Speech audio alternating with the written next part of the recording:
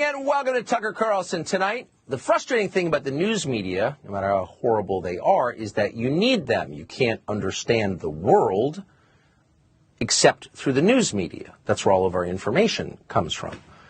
Can't really change that at this point, but we can go into it with open eyes. And so you should know that the thing about reading the news is even when it's not intentionally dishonest, and often now it is, no matter what the intent of it, the first draft of the story that you read is always wrong. Not sometimes wrong, always wrong. Occasionally in small ways, sometimes in big and utterly distorting ways. Dewey defeats Truman, Iraq has nukes, Russia bombed its own pipeline. Stories like this are laughably untrue. They are an inversion of the truth, which inevitably emerges later. And at times it's unintentional. They just made a mistake. They got it wrong. But more often on the big stories, the ones that change policy, they are lying on purpose. So how do you know whether they're lying on purpose or whether they just got it wrong by accident? Well, when the story trends on social media, you know. That means that somewhere there's a tech executive who's decided to crank up the propaganda dial in order to manipulate you. It's really not so different from what the North Korean state news agency does. When there's a famine, they start promoting stories about record rice harvests, so you wouldn't notice. So with that in mind, it would have been worth pausing for a moment in skepticism when you saw that story in your phone yesterday about how Russia had bombed Poland. Poland is a member of NATO, the North American Treaty Organization. So are we. That means if Russia were to attack NATO, then we could very easily be obligated to attack Russia back. Russia has the largest nuclear arsenal in the world. So that would be inevitably, by definition, World War III. Hundreds of people might die. So this was not a small story. It was Archduke Ferdinand and Sarajevo stuff. This story came, as it so often does, from the Associated Press, citing, again, as usual, a, quote, unnamed senior U.S. intel official. So according to this unnamed intel official, Russia had launched an entirely unprovoked first strike against Poland. The Russian military had lobbed missiles into Polish territory, thereby killing 2 Poles at a farm. So, by definition, it was time for Europe and the U.S. to invoke Article 5, the collective defense principle, and begin a total war on Vladimir Putin. President Zelensky of Ukraine agreed with this. The U.S. must declare war on Russia in the wake of this story. Watch his reaction. What we warned about a long time ago happened today. We've been saying this. Terror is not limited to our national borders. It's already spread to the territory of Moldova. And today, Russian missiles hit Poland, the territory of a friendly country. To fire missiles at NATO territory, this is a Russian missile attack on collective security. This is a very significant escalation. We must act. This is a Russian missile attack on collective security. In other words, not simply on Poland or on Ukraine, but on the United States. It's an attack on the U.S. by Russia, and, quote, we must act. So this is a man with some moral authority. This is the only head of state in the world to receive a Vogue photo spread this year. This is a personal friend of Sean Penn and Ben Stiller's. And here he was commanding the U.S. to lead the Third World War immediately. So as we said, this was not a minor AP story. The only problem was it was completely and utterly wrong. Zelensky, the unnamed American intel officer, and the Associated Press had all been trafficking in dangerous misinformation. That became clear within a few hours when pictures of the exploded missile surfaced on social media. People who know a lot about military hardware started asking questions about this stuff. So they looked at a picture of a fragment of the motor from this destroyed missile, and they noticed that the ordnance was an S-300 system. Now, the S-300 system is only being used by the Ukrainian military, not the Russians. So it could not have been a Russian military attack. Somehow, Ukraine had bombed Poland and killed people. That's true. And within a day, the Pentagon, NATO, and even the government of Poland all were forced to admit that. That's what happened. Ukraine did it.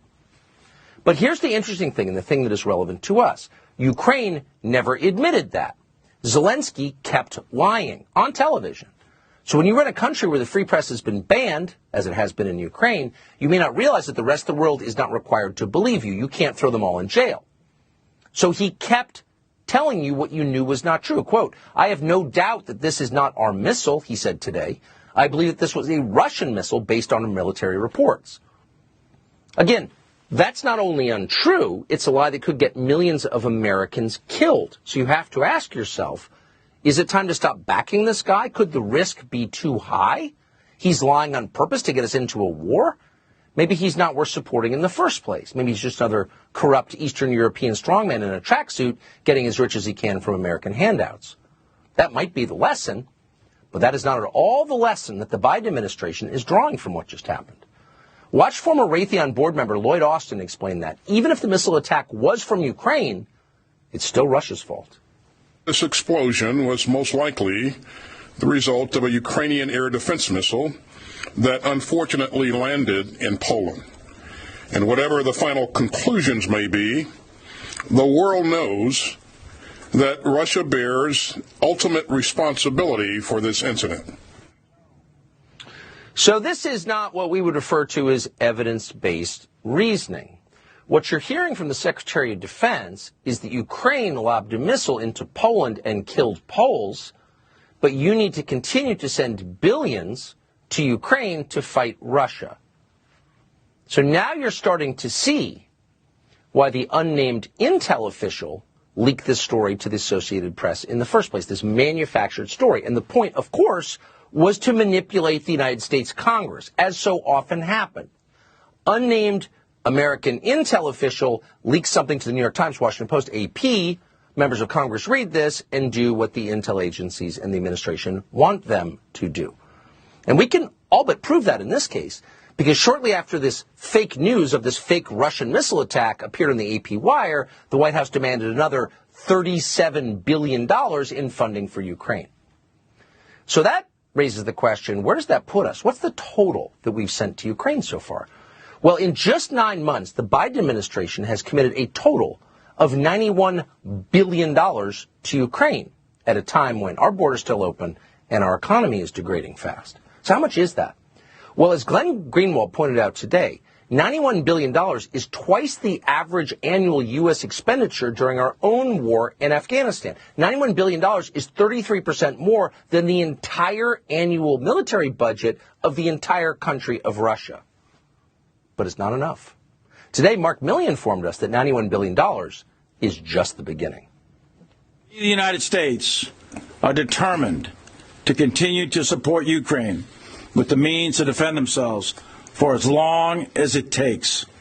We will continue to support Ukraine for as long as it takes, and we will continue to support them as long as it takes. And until then, we will continue to support all the way for as long as it takes. We will be there for as long as it takes. So there you have the obedient little general reading the talking points again, but it still doesn't answer the question, why? As long as it takes, okay. Some things are worth that commitment, but why this one? What is the point of this exactly? We can't say we're defending democracy in Ukraine, which is not a democratic country. We can't explain clearly or even at all where our national security interest lies in this conflict between two Eastern European countries. So why would we bankrupt ourselves to fund it? Could it be that this entire effort is a choreographed scam to enrich the Democratic Party and its allies and achieve left-wing ideological goals that have nothing to do with the core interests of the United States? Could it be this whole thing is BLM Eastern European edition? Well, it's possible, because that is how Washington actually works, and the brewing FTX scandal kind of exposes that. You may have read about this. FTX is the cryptocurrency exchange that just blew up in one of the single biggest one-day losses in world history, possibly the biggest ever. Now, what was FTX? It wasn't a conventional business. No, in fact, it was the finance arm of the Democratic Party. And the back-scratching, the snake eating its tail, is on full display in this story. So Democrats invited FTX's CEO, Sam Bankman-Fried, to the White House to discuss crypto regulation. So the people who were supposed to be keeping this business within the lines were actually colluding with the business and doing nothing to keep it from defrauding its investors. And then in Congress was also supposed to be overseeing the finance sector. Maxine Waters, who chairs the Financial Services Committee, was palling around with Sam Bankman-Fried. She took the picture with him you're seeing on your screen now. That picture was taken after the first ever hearing on crypto regulations. So that's a pretty good deal. You're running a scam and the regulators are on your side. How do you keep them on your side? Well, if you're Sam Bankman-Fried, you donate nearly $40 billion to Democrats in the midterm, which he did. And that total puts him number 2 on the donor list, right below George Soros. Now, that's so obviously illegal and wrong and corrupt that you'd probably want to make sure nobody wrote about it. And that's why Sam Bankman-Fried also bought off the media. He handed millions to places like Vox, The Intercept, Semafor, ProPublica, and probably many others. So with tens of billions of dollars evaporating into thin air, and Sam Bankman-Fried not even within the borders of the United States tonight, the question is, where are investors left? There are a lot of big retirement funds who are invested in this thing, in this country and in Canada. Will they get any of their money back? What about the money that Sam Bankman-Fried gave to the Democratic Party? Will the Democrats have to give it back to the people who are defrauded? Will the media companies that took it, Semafor, for example, have to give it back to the people whose money was effectively stolen? Well, Maxine Waters was a beneficiary of this, and she was asked today whether she's returning any of these donations. Fox's Hillary Vaughn just caught up with Waters, and she made it very clear, of course, she's keeping the money. Do you think some lawmakers that got donations from FTX's founder should give that money back? Oh, well, I don't want to get into that. As a matter of fact, both sides, Democrats and Republicans, have received donations. So, thank you. Yeah, everyone did it. No, actually, everyone didn't do it. This was the finance arm of the Democratic Party. One of the biggest stories of the year, maybe the last 10 years. We're going to have a lot more on it tomorrow and in the weeks to come. But why are we telling you about it tonight? We're telling you about it because you should know that FTX was also in partnership with the government of Ukraine, because all threads return to the same spool. It'd be interesting to know how much money, if any, Ukraine funneled back to FTX, which then wound up in the hands of Democrats running for Congress in this last cycle. We don't know the answer. An audit might tell us. There has been no audit. Today in the House, Marjorie Taylor Greene has been demanding an audit, but to no avail so far. And that means the tens of billions of your tax dollars the Biden administration has shoveled to the government of Ukraine remain, as of tonight, completely unaccounted for. We don't know what happened to the money. And still the Ukrainians are demanding more and trying to get us into a world war that would benefit us in no way. Are Republicans supporting this? Could any Republican possibly support this? More money for Ukraine with no audit? Any Republican who does deserves, at the very least, a lifetime of scorn.